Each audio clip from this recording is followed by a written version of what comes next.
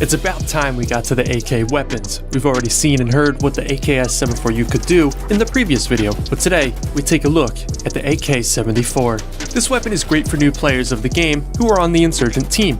It easily deals some great damage in a standard rifle, with nice penetration, meaning taking out big boy armor players is way easier than that of smaller caliber and lower penetration rifles. Since it does have nice penetration and damage, it tends to feel more consistent. More consistency is an important aspect in the Insurgency series, as this always helps to understand the weapon more easily and confirm your kills solely on spray amount. Again, this is very important as there are armor variables in the game. Some weapons like an MP7 could easily annihilate no armor or light armor players within a quick short burst, but when the enemy player is wearing heavy armor, the MP7 is required to really spray the crap out of them. This means if you can't tell the enemy armor in the middle of a fight, you might stop shooting too early, expecting the enemy to already be dead, but he just continues to shoot you and you lost that fight. The reason you would want to not just spray the crap out of every player is because ammo is actually a resource in the game. Burn through your 3 mags and you become defenseless until you run all the way back to base to refill, essentially wasting a ton of time and flow, as well as weakening your team's front lines. So having the AK-74 being more consistent, you tend to be able to always spray the same amount of bullets at every player overall without wasting tons of ammo or thinking you killed a player already based on bullets fired, in turn getting you killed. It's just easier to play a weapon that tends to always kill the enemy player with the same amount of shots. That also saves a ton of ammo, allowing you to keep up the momentum and power of your front lines. Your team's ability to keep pressure on the enemy with a strong front line will almost always win the game, as Insurgency Sandstorm is a tactical FPS. It's all about tactics and communication, with aim skill being less important. You can't carry your team to victory if you're the only player doing work, because you will lose. If somehow you do manage to carry your entire team to victory, then the enemy team was doing even worse and not playing the objectives. So the AK-74 and the AKM have very little stat difference at first glance. You might not understand why it costs more for an AK-74 over an AKM. While the AKM uses a huge 7.62 caliber bullet, meaning insane stopping power and damage per shot, etc., and the AK-74 uses a smaller 5.45 round, the AK-74 actually has slightly better stats. And while slightly better stats sounds like a waste when the bullet damage is lower, it's actually the fact that all the other stats are better. The AK-74 has better velocity, range, fire rate, and penetration. Slightly less damage, but way more consistent gunplay mechanics. It just tends to be the easiest AK form factor weapon to handle in my experience. Of course, don't let that statement fool you. The recoil is still very real, and at the time, I used the foregrip, so a lot of the initial kick was reduced.